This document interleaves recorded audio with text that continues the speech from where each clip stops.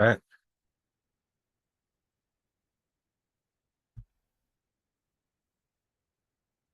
Welcome to Nerdarchy. For nerds, by nerds. I'm Nerdicus Dave, and tonight I'm joined by this nerd.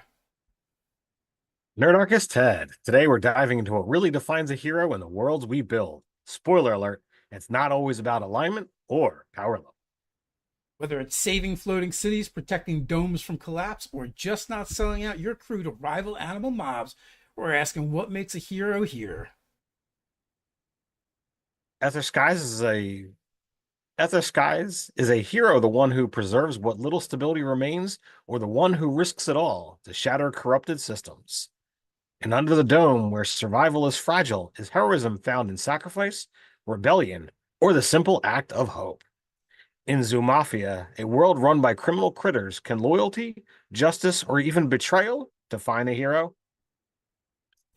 Tell who. Tell us who's the most unexpected hero your table has ever seen. The coward with a conscience, the villain with a heart. Let us know in the comments below.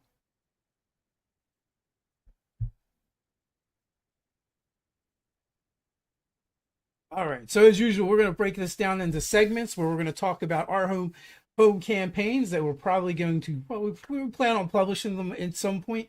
Some of them even turning them into their own games, as well as having the 5e versions of them.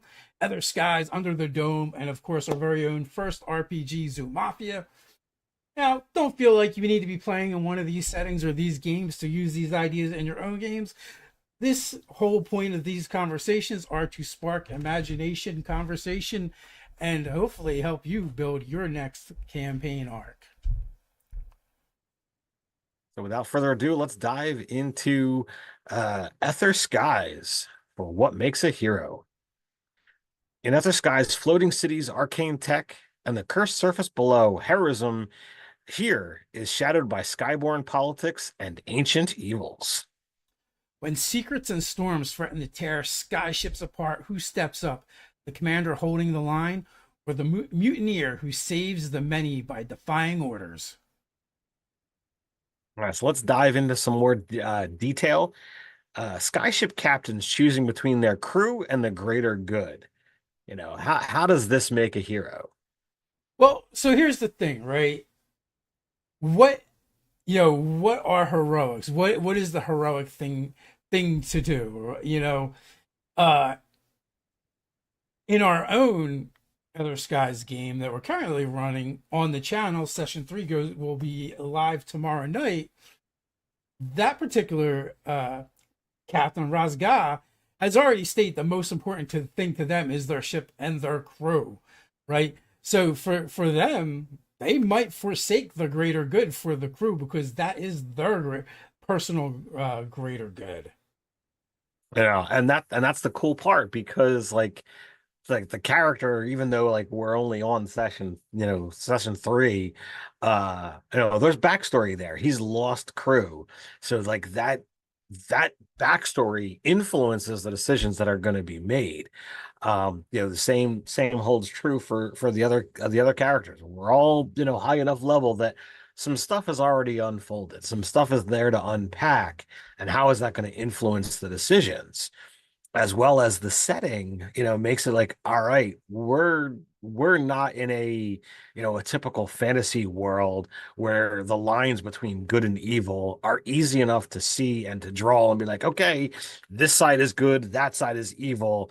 Now you have to look at machinations, you have to look at, all of these things that are going on to realize that, okay, what on the surface could be a good idea actually is going to have these, landslide of evil things that are going to come out of it.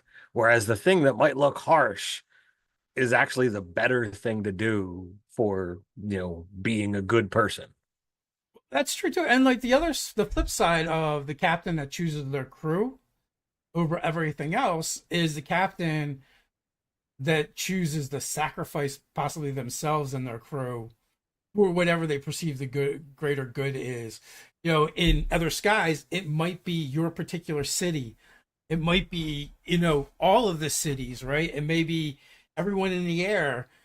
they may decide that that's more important. But in your own particular world where you're playing, right, you can take that and you can um extrapolate, right, like the captain or commander that chooses their nation, over the forces that they lead, willing to sacrifice themselves to the last man in order to, protect, the nation, the realm, the kingdom, king, god, whatever it is that they perceive to be that greater good.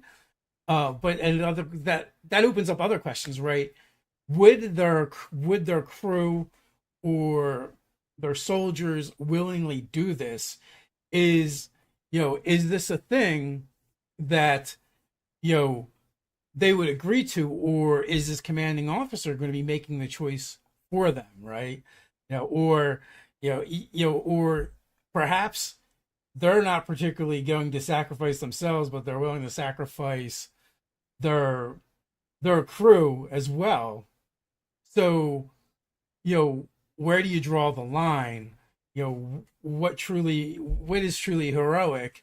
What makes for a hero in these particular instances? Or also it could be the captain that sacrifices themselves in order to let their crew escape, let their soldiers escape, the people that are under them, you know, in a heroic last stand, which we've had that happen in several of our games in the past, like especially if a player is leaving our games and we know like it's a planned thing and we know like, well, how do you want your character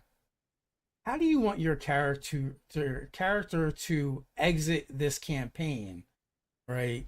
Do they want to have a heroic last stand, which our first 5e D&D campaign that I ran in the Gryffindor campaign, you know, Bloodfang, the player was moving away, and this was going to be their last session. And I'm like, well, what do you want to do? Do you want it to be a normal session, or do you want to like kind of go out with a bang, or do something special, right? So these can also be opportunities for us, to have these great role playing moments in the game as we define heroics for a particular character on a small scale or the large scale. In that case, he got to do the thing where he holds the bridge while the rest of the crew, or in this case, the rest of the adventuring party, are escaping because they like set a bunch of explosives to go off. Yeah, it's something that, many D&D players strive for. They want to see those moments. They want to have that opportunity for their characters. I've had players, reach out to me and say, "Hey, look, can you put something in, the final session for the campaign so that my character has the opportunity to die gloriously? I don't want a narrative you know retirement scene. I don't want to, look wistfully off to the mountains, or, walk peacefully away from everybody else. I want a glorious death." And one of the characters in my 5e games did that, and he was given an opportunity to offer himself up to protect the party. He died gloriously, and his character was obliterated. No chance of coming back.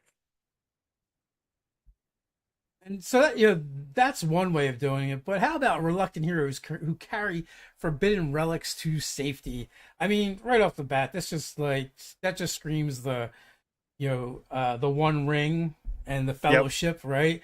And in our world, this world, Other Skies, there is a lot of forbidden relics and things that have dark ties to them, you know, and truly the challenge for the heroes is not just carrying these forbidden relics to safety and getting them away from the forces of evil, darkness, the villains, whatever, but also will they have the strength to not use them as well? Yep. It's a tough situation. Relics are something that is a great make or break game. They have the capabilities to do amazing things, but they're absolutely, the ability to, just like the One Ring, be utterly treacherous and deceitful. It's an item, but sure, it can change the very fabric of the game. I mean, we've seen magic items, large and small, greatly change characters and their story arcs, over decades of playing this game. So, let alone a relic, which is meant to be something that could be a magic item or just, an item of importance to the world. It could truly be heroic for a character to receive like this great and powerful item, and maybe they even use it for a little bit, right? And that's not the heroic or awesome part. It's when they choose to set it aside and put it down, right? When they realize the power of the temptation is too great, and if they keep using it, they're going to become that which they seek to destroy or defeat, right? Basically, Brahmamir in the Fellowship, right? When he tries to take the ring by force, and then only when he's passing from this world to the next does he realize the folly of his ways, and you know how wrong he was. Spoilers, sorry if anyone hasn't seen that before or read it. Yeah, Boromir is a great example of, characters who are around a relic. And sure, he was tempted for, a time, and he was able to see what's there, and given the true choice, he was able to sacrifice himself so that the other characters could get away. And that's, that kind of dovetails back into, that first example of, the sacrifice of making, the greater good by you leaving the world. So what do we So got how next? about characters? Was that I was just about to say, what do we got next? All right? So characters who defy the Eternati to save a city. Now, if you're not exactly familiar with the Eternati, it's kind of right in the name. It's our version of the Illuminati, the secret organization that kind of like lurks in the shadows and has its own, puppet strings, all over the place. And it's kind of a central organization that exists throughout, if not all the cities, at least the majority of them. Yeah, and for ultimately, as far as everyone's concerned so far that has dealt with them, they're working towards the greater good. They are there to they are there to preserve the world and protect the cities, and where in this particular world the cities are very xenophobic and don't work together, the Ethernati are there to fill that gap to make sure when corporations need it, it can be mustered even if they have to do it themselves. Now, for the most part, characters are probably going to want to go along with them. But what if in the Ethernati or whatever secret society that you're using in your games, they come to the calculation that certain losses are acceptable. These casualties, while um, unfortunate, are necessary for the greater good. What do your characters do? Do they defy that because they don't believe that's the right thing to do, that perhaps there's another way to get the same results that they're seeking without sacrificing um those who probably are innocents and not even aware of this particular danger, but the powers that be have decided that it's okay in order to see their machinations through and their ultimate goal. But at the end of the day, the heroes are going to have to decide, do they go through with the plan, and these are acceptable casualties, or or do they defy their orders and save as many people as they can? The great thing, in my opinion, about using the Eternati or any kind of secret organization is across, movies, books, TV shows, and everything. Every time you've got a secret organization, the aspect of secret is what holds true. And they love to hoard their secrets, which means they're never going to tell you all the information. They're never going to reveal the whole plan. They're going to give you just enough so that you have an idea of what your mission is. And, you know, they might send you off and like, okay, you're going to go do this thing here, knowing full well that you're going to do your piece, but you're probably going to die. And they're okay with that because your piece of the puzzle is what is going to keep the world spinning or, keep the evil at bay. And, I love looking at that, that kind of example because even though we've played, this game for a long time, we haven't done a whole lot with secret organizations. So getting to toy around and play around with these things where you can have these, mysterious figures that are in essence like they're considered more powerful than you. You don't defy these organizations and remain a part of them. You either leave and go do your own thing, and then you may or may not be hunted down by them, or you do what you're told because it's, what you have to do. But it does create these crux moments, these moments that are, character and campaign defining when you have this decision of do you follow orders or do you not? Yeah, it definitely creates there's a great tension and more dilemmas for the characters and in the world and the players at the gaming table. I always love giving my players those tough choices, or even after the fact, letting them do what they're going to do, and then see the moral consequences of their actions. Not and there's ways you can do this without punishing your players, because if you do it right, they'll punish themselves. To be honest with you, You tempted me Saturday night. We were playing our game, and we or mistakenly we basically freed a pit fiend from his prison. And he's like, all right, you're pretty much either going to serve me or die. Now we're high level characters. I really didn't think it was going to be, oh, it's we're going to die here. A little bit of overconfidence with this particular party. But you tossed out that, hey, anybody want a free warlock level?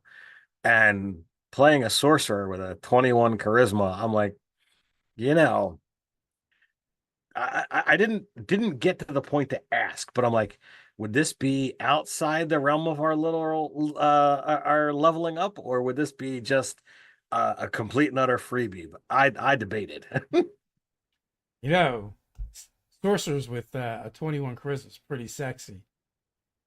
Even sexier is a sorcerer warlock with a 21 charisma. So I seriously did debate that decision. But ultimately I'm like, I don't think Dave's just gonna give me a free level. And am I gonna force that decision upon everybody else? I'm like, well, I'll take the level, but if it forces like, oh well, I don't get to go to 20th level in Sorcerer, I would be upset. So Hmm. I let it go. Not sure where it would have went. I might have given you guys the free level. I mean, the price would have been unleashing a pit fiend on the city, but what's the what's one more fiend in the fold? So we might have added more trouble into our mix. We'll see what happens. But we won. They won. Would your character risk being branded a traitor if it meant saving an entire city? Let us know down in the comments below.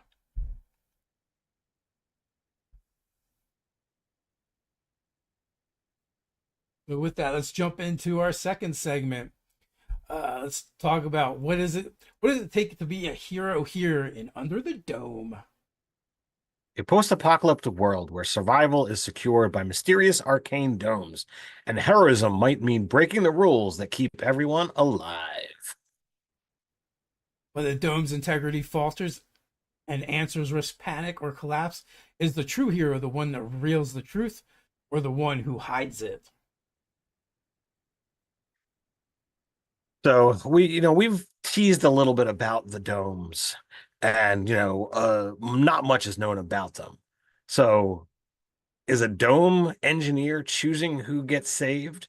Are they a hero or are they the coward because they're not going to get everybody free or saved? That's a good question because with the various domes in Under the Dome, which is opposed to this post-apocalyptic setting where there's these pockets of civilization that they need some kind of protection from the wild magic that runs rampant in the world.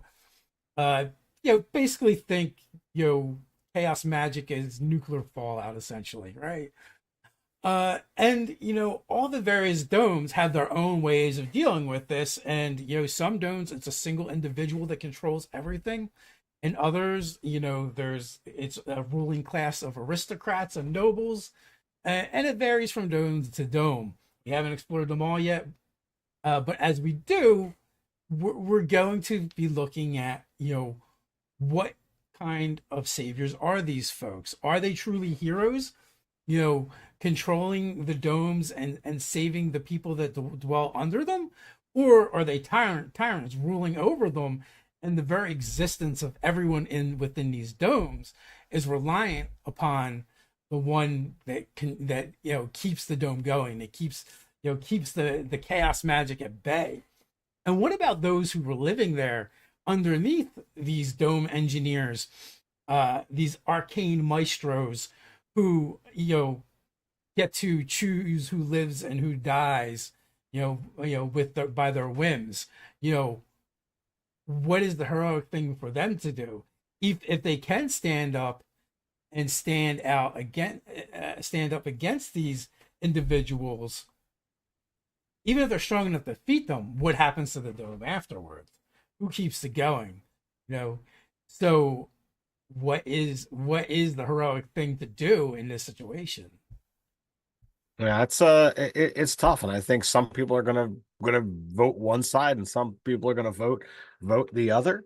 Um, because good and evil is something that's a skewed situation, especially when you start talking about this post-apocalyptic world, where survival is so important, and you know the general concept of oh save the children, look towards the future, but you know it's like, all right, well, I have to, as a dome engineer, you have to make sure that those saved are the ones that have the best chance to keep everything moving forward.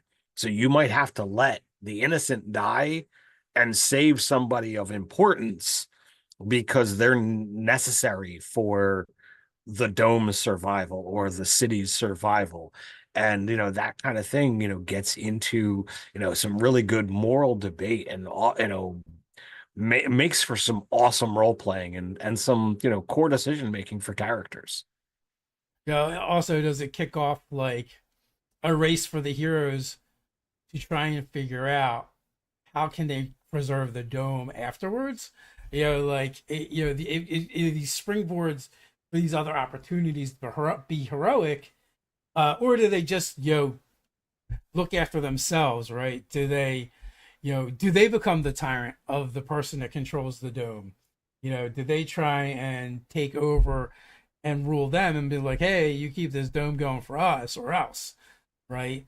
Um, they could argue they're doing what's best for the greater good, but are they any better? When they're kind of holding life and death in the balances, of their sword, their hand, is it definitely creates these shades of gray, um, or or can they strike out and maybe take the people someplace else where they will be safe? Is another alternative as well. But and at the end of the day, like, do they then eventually become the same as the keepers of the domes, with them choosing, who gets to be saved and who doesn't? Does it make them any better, even if they like they claim their goals are noble? So food for thought. So in Under the Dome, we have chaos magic and we have the carnival of chaos, where dreamwalkers reshape nightmares into inspiration and reality. This has been a fun thing that has kind of gained a life of its own in the Under the Dome campaign setting. It was a kind of a throwaway encounter adventure for the players to kind of go into, but it's almost become like a demi plane unto itself. Almost, you know, as Ted has described in the past, as the plane of shadow, um, or even like the ethereal plane, where it kind of overlays this world, but it is creepy horror and carnival inspired, our Yeah, own little I realm of dread. everything that you've done with the Carnival of Chaos, I've immensely enjoyed. And I'm not some, you know, big fan of clowns and carnivals and circus. Um, and I guess because of it, it's all something that's a little bit, new after, playing this game for as long as I have. So it's like, okay, well, this was a lot of fun. We got to add new elements to the repertoire of play and running. So I'm like, well, I definitely want to play and explore with this. And the more I like think about it, the more I look at it, it's like, well, this this has to be, or potentially could be, more than what was first imagined. And yet through the reimagining, the thinking about it, nothing changes the lore about what's already been done. It just builds and adds upon it. Um, and you start talking about dreamwalkers, and I've I love playing with dreams in my game. So like, adding the two elements into it, you could absolutely be like, okay, well, perhaps this Carnival of Chaos has the capacity to like literally shape their plane off of the nightmares of everybody in the domes around them. So one of the questions I would ask is, in this demi plane that combines chaos, festivity, and dreams, I imagine there's Desnons that are from this place, right? We know where there. We know there are. So, what would a hero look like in that place? So to them, like the hero might be, somebody who attends the performances and, loves every minute of it, regardless of what the performance is. The hero might be the person who is just one of the best performers, or somebody who, is a master at some of or all of the games. Not everybody that lives on the plane, which we got to come up with a cool name for it, but you know, there's got to be regular folk, and with that regular folk means there's gonna be life in and around this carnival, this circus of chaos. Um, so that just utterly twists my brain to try and figure out like what exactly life would be like for the average folk there. So, what about, what if the average folk there are just dreamers? There's people that wander in their dreams into this place, and in their dreams they're really there, right? It really exists. But sometimes the sleeper never wakes and the dreamer never leaves, right? They stay there and they become permanent desonants of this realm. Um, do they begin organizing a resistance, trying to um, tamp down the more base emotions and reactions of, the other desonants of this place, those that originated from here, like Penny Penny whistle. Whistle, Plow Pie, and the like. You know, maybe they, because obviously anything that ends up in this realm kind of becomes his plaything, right? So do they become protectors of those who wander in and try and bring them to shelter and safety so that they can enjoy their time there while they dream walk through this realm? And I'm thinking we just make it like a realm, a dream realm.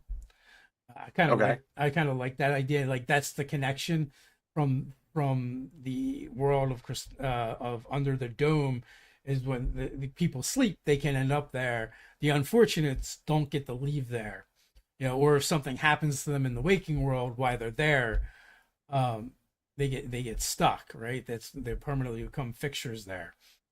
But dreams is always the way to kind of enter and leave. So as more and more folks kind of get trapped there and stuck there, you know, what kind of life are they going to live? And will heroes arise from them in order to, you know, hold things together and give them a semblance of some kind of life, you know, here in the dream world? And maybe they're, you know, maybe through these interventions, there becomes some places that are a little less chaotic, or at least, if not less chaotic, less malevolent in nature and maybe more whimsical. And so far, we've only explored this dark side. Perhaps there's a lighter side that you know characters can go and enjoy and actually have you know have a good chance at um, you know having kind of a good life and good dreams there. You know, because we've also discussed in previous chats the idea of you know this realm kind of like uh infusing into the real world and causing like dreams and nightmares to become real. Uh-huh. You know, so I feel like it's a doorway that goes both ways, just depending on what's in flux, you know, where the state of the chaos magic in the world is at the time. Uh, but it's definitely something we can explore and perhaps even have adventures there with heroes that are from this dream world. And maybe they could go into the other world temporarily the way you guys have gone there. So I take this concept and I look at it as to say, okay, well, what if uh you have this scenario as you present it. Um so you could have elements of the carnival where you have just the fun carnival aspects. Sure, it's chaotic. Sure, it's there, but it could be relatively safe. And the further away you get from, whether it be the center or from the edge or whatever you want to look at, the more chaotic and the more I don't want to say evil, but maybe that is probably the closest word, but the more crazy it becomes, and the bobbing for apples and acid level of sadism could be brought to play. um but as a dreamer, I see this aspect of like, okay, well, if you're gonna enter into this world, this could be a fun way to not mechanically make any changes to your character, but it's like, okay, how do you envision yourself? Give everybody the ability to like reshape, your core aspect of who you are. Um, so that, oh, well, the halfling who, is always feels, proud and confident. Well, instead of being 3 foot tall, maybe in this dream world they're 6. You can, have this re-envisioning of yourself because it's your dream, right? It is your dream, and dreams have power.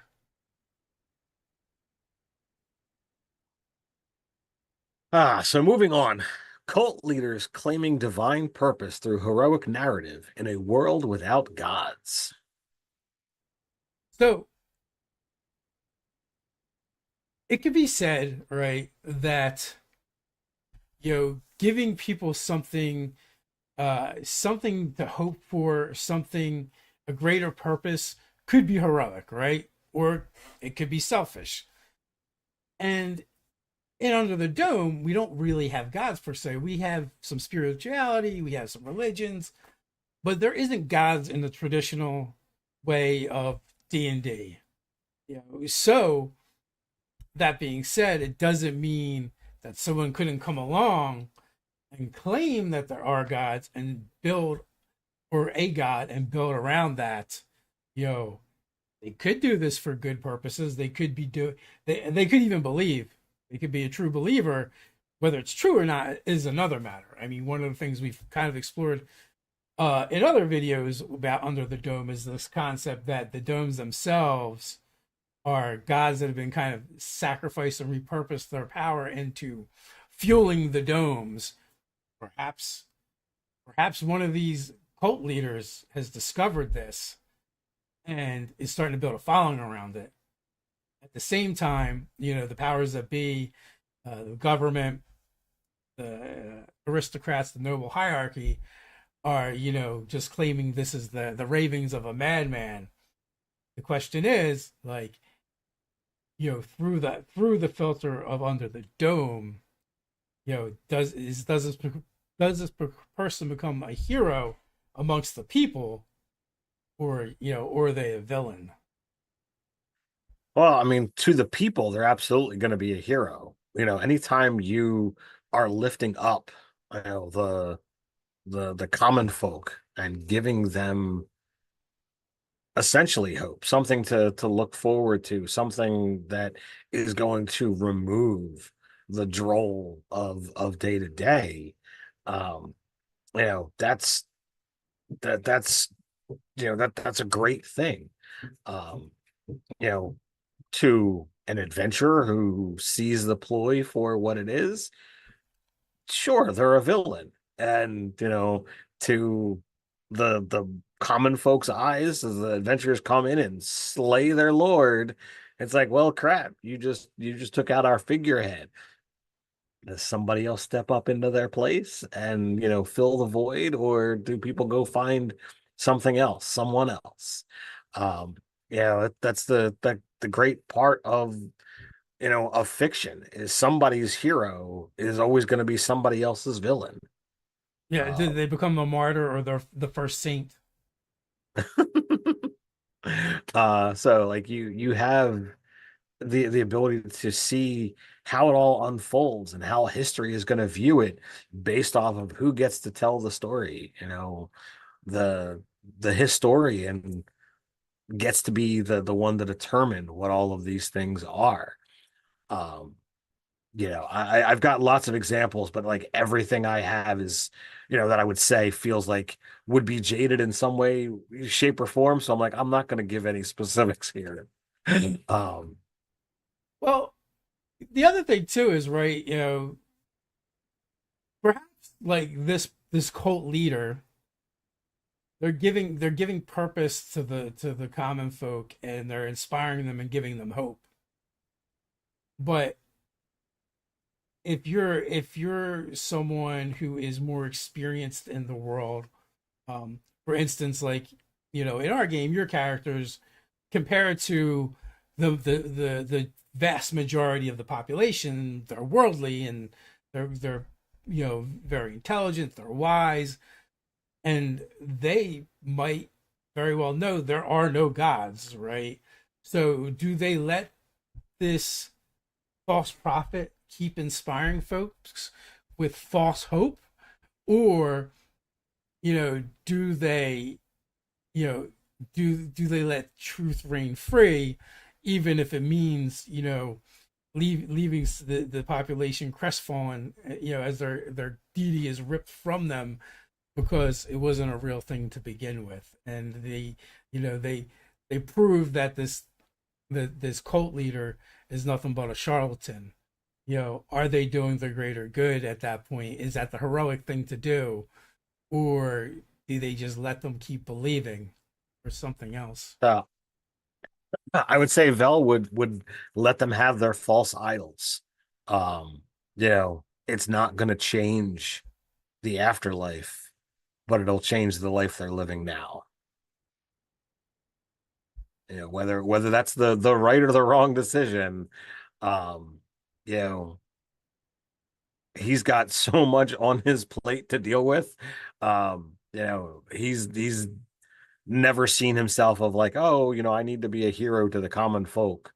Um, he's always looking over his shoulder of all the things left behind and coming after him. So it's like, well, I'll worry about me. That is a valid thing. Maybe that's what makes a hero around here. I worry about me. I mean, I don't think Vel has, ever considered himself as a good person. He's definitely not what I would consider a hero.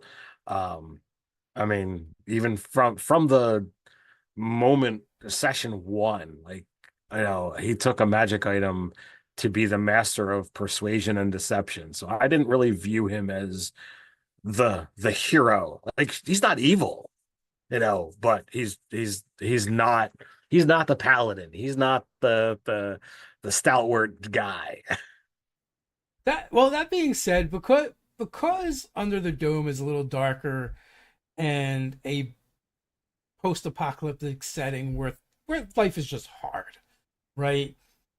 You guys have definitely gone out and made choices that you later have come to regret to some extent or another.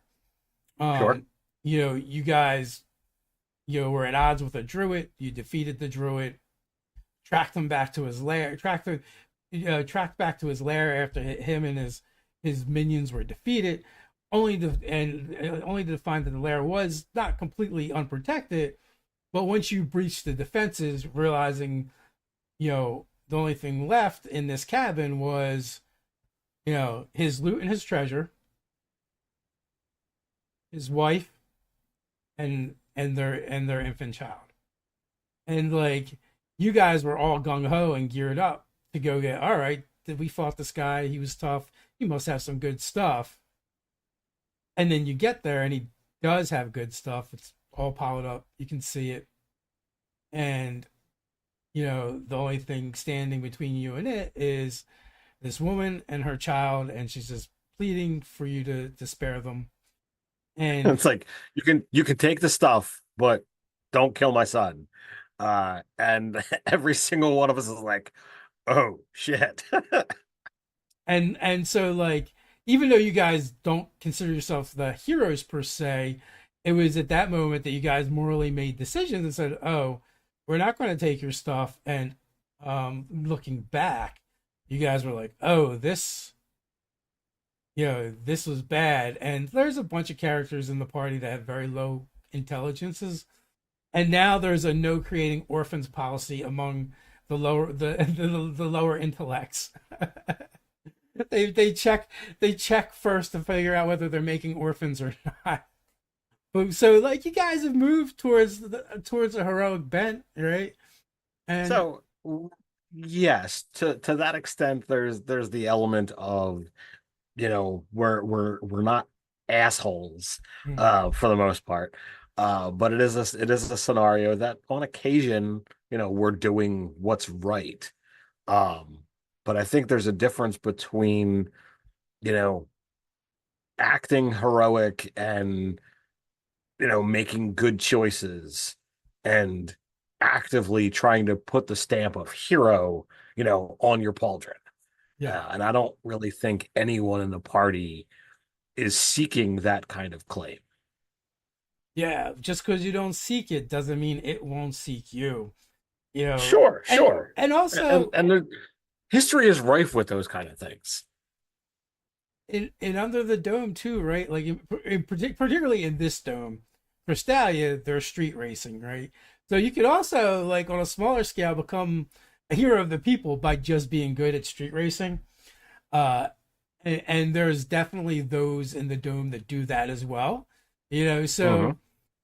So being a hero can mean different things to different people, right? There's definitely people that watch the drag racing, and see it for the sport that it is, and they have people that they idolize, racers, people to look up to, because they themselves may never be able to get the opportunity to do that. They're not going to be able to afford the grind, the power, one of these grind rides. They're not going to be able to get access to one of these vehicles, but through your group and others, they can kind of vicariously live through you. And in some ways, maybe that's enough, right? That's a way to be a hero. And had we kind of like stayed at a lower level and hung out there longer, that was an avenue that we could have probably explored a bit more too, right? Um, would it be like to kind of have a fandom, from the sport that you guys all kind of participate in, and it's definitely another way you could run games in Under the Dome that are definitely not typical to a D&D game, but it's kind of fun, and it's just another way to be heroic. Yeah, that's actually a great great campaign option would be to just be like, all right, it's more of a street level, game you play, something fifth to seventh level, and you get to be the closest thing to D&D is like an athlete that is, revered by, any and all who relish every time there's a race. You've got, um, commoners who are looking to, dress up, you know, or, mirror, your style. That could be a lot of fun to play with.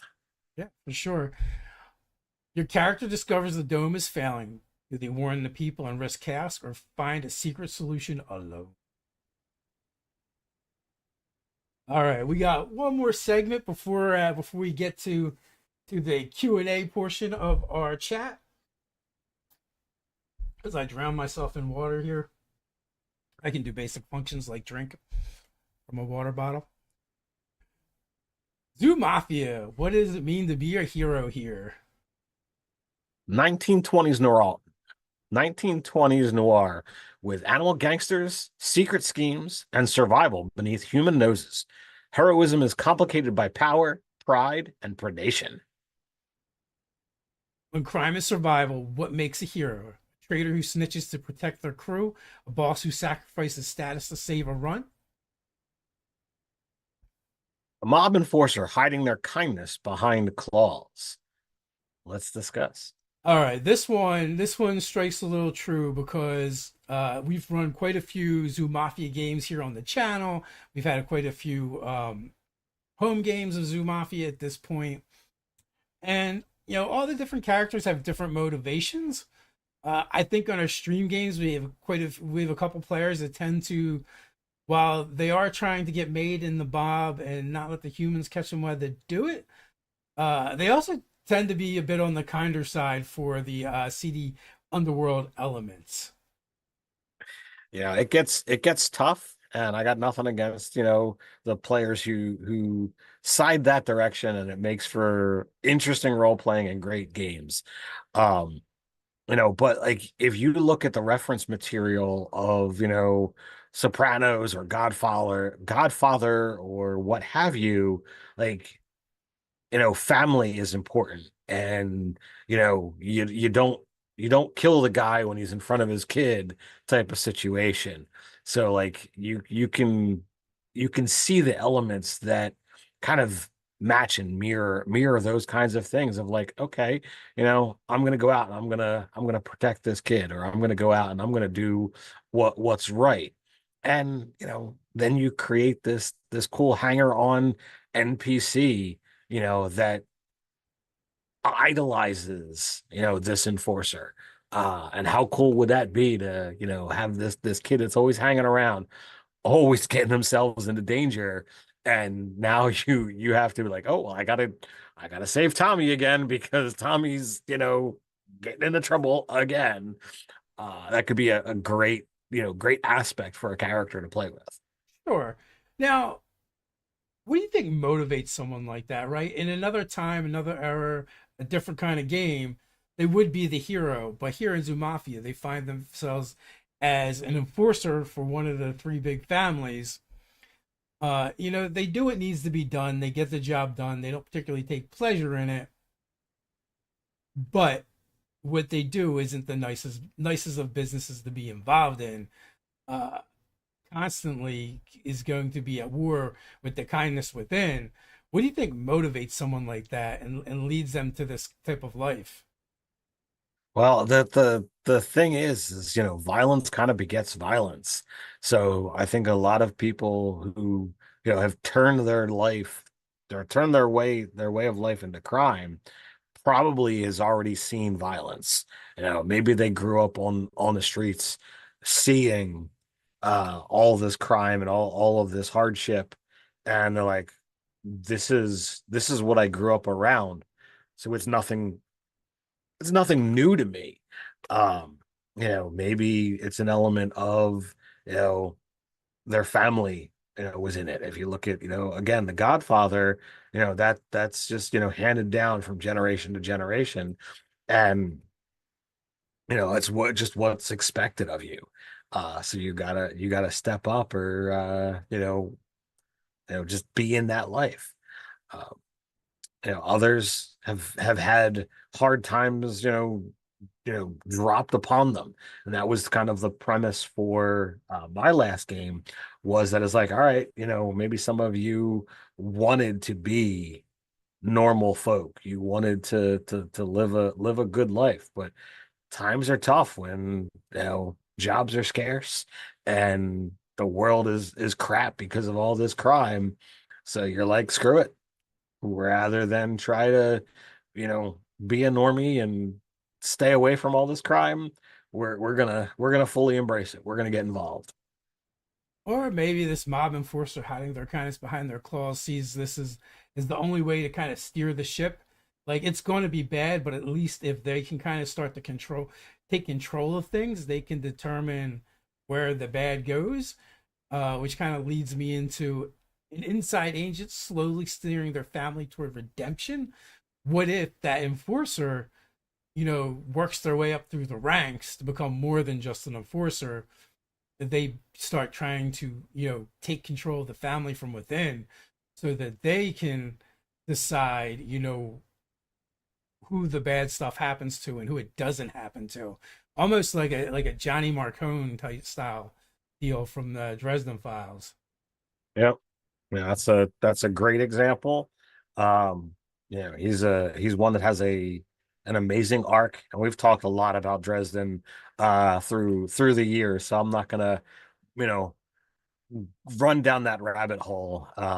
Check it out if you're into a very long and amazing series. Um, but Marcone is, ruler of his territory, and he doesn't allow anyone to to to cross that line. You piss him off, and you're pretty much done. And he's willing to do almost anything else, but kids are kids are off limits, 100%.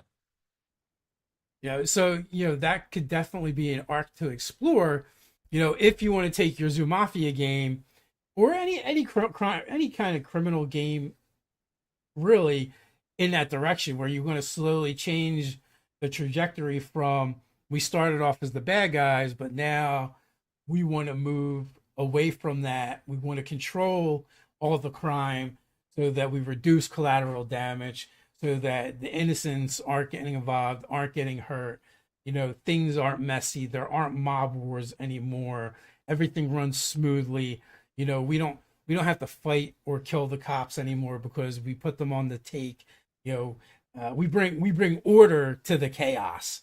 And through this kind of a redemption arc, but at the same time, maybe getting rich as well. Getting rich is always a helpful thing.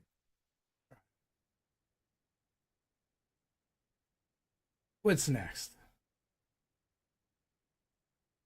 I believe that was you. Here are defined not by winning, but by refusing to break. So in Zoo Mafia, you're playing a zoo animal by day, and by night you're a criminal trying to get made into the mob.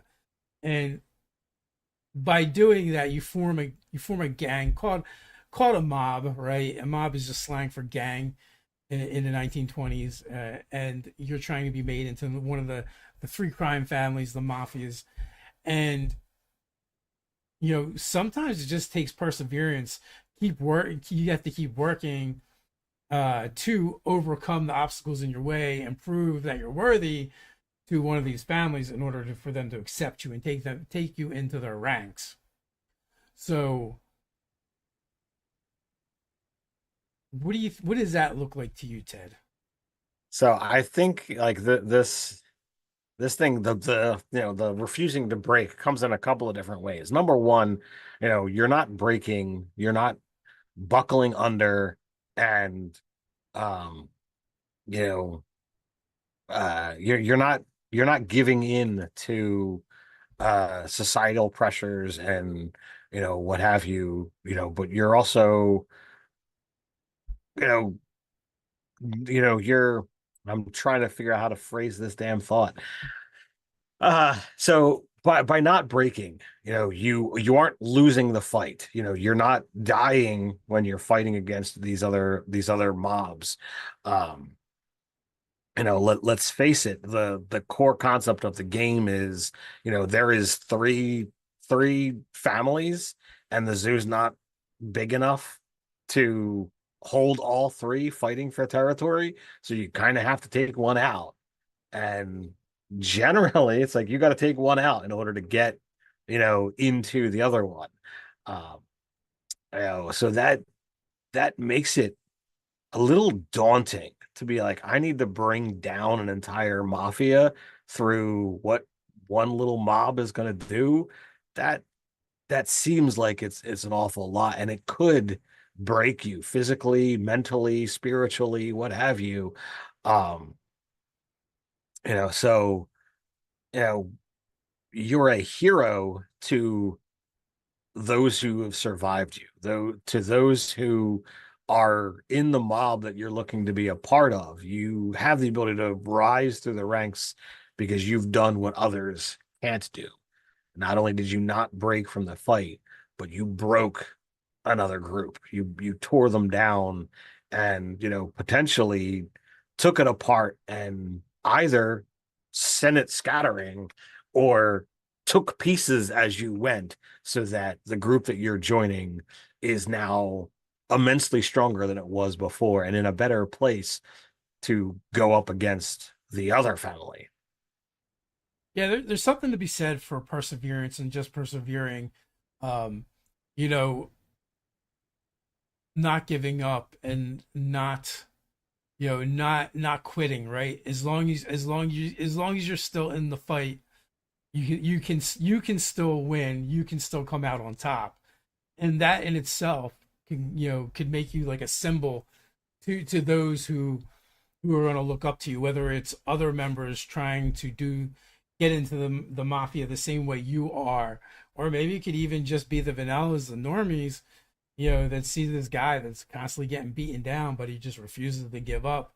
He keeps getting back up on his feet to keep the fight going until he accomplishes his goal. You know, even if they don't necessarily want from life what that individual wants, there's something heroic about that, about you know not giving up, keep on going, and persevering. Fighting Um, the good fight. I mean that's the Rocky tale throughout all the movies. He gets beaten down over and over again, but he never gives up, and he wins out in the end. And you know, that's that's a good model to kind of use in this situation. He refuses to break, And maybe therefore, everyone else looks up to him. and maybe the higher ups start to take notice. They see maybe you're not winning all the time or making all the right decisions all the times, but you just keep going, right? And they know if they have a brick wall that they need someone to go through, you're the guy, because you're just not going to stop until that wall is pulverized in front of you. And that could be a life lesson, for the other members of that particular family and other families as well, of seeing what it truly takes, right? And also, in the meantime, you're having to do this, you know under the constant threat of the humans figuring out what you're doing, the local fuzz, the flat paws, catching on to what's going on. But still, through it all, you persevere, you make it through, and you do not give up no matter what it takes. There's definitely something heroic in that, even if you're not necessarily a hero. So, your raccoon rogue is offered a shot to overthrow their boss for the good of the crew. Is betrayal heroic or just betrayal? Let us know down in the comments below what you think. Also, if you've watched some of our streams, this might be a reoccurring theme. All right, let's So we jump got in. any questions today? Ira's been chatting away in there. Um, and he's definitely made some great references and added some great comments. Is there clerical magic in your Under the Dome setting? Can't wait till later to answers. With the dome itself, you beat me to it. Yeah. So while we don't have gods, we do have cleric magic, but we look at it more like paladinos instead of worshiping in particular gods. So that's where their magic is going to be powered from. Although I will And say, I think the concept of the way 5e is put together with domains that fits far easier than, oh, I'm a cleric of so and so. Oh, I'm a grave cleric, or I'm a, a light cleric. You're a cleric about a concept, and you hold faith with that aspect, not with a deity. And we haven't had an Under the Dome game with a cleric yet. Um, so we haven't, dove head first to see exactly what that looks like. But I'm hoping to have that happen in the future. yeah, and we've also had several religions that have been kind of reoccurring themes throughout Under the Dome. So religions definitely exist. It's just that they don't necessarily manifest themselves, in a traditional D&D sense. So a crisis of faith could be the same as a mechanical crisis of the dome integrity. Matter of fact, that would probably be a cool concept for a dome, where the dome itself is a manifestation of the faith of those that live within it. Uh, so as their faith grows, perhaps the dome grows, or as their faith diminishes, maybe their dome diminishes. That could be. That's a little scary if the if all of a sudden, like, for centuries it's been growing and growing, and they've been like, oh, we've got the ability to, constantly build, new houses, and there's plenty of room for everybody.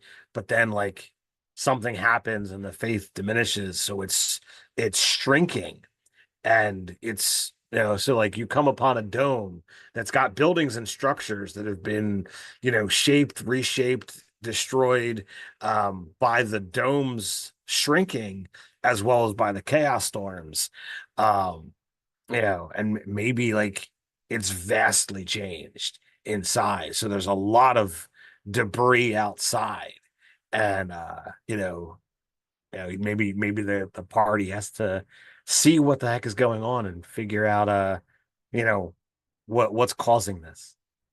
Yeah, I mean, it could be fun, and also like the idea that, like, all of a sudden everyone in a particular dome goes all emo, and they don't believe in anything anymore, and then next thing you know, everyone's on the outside.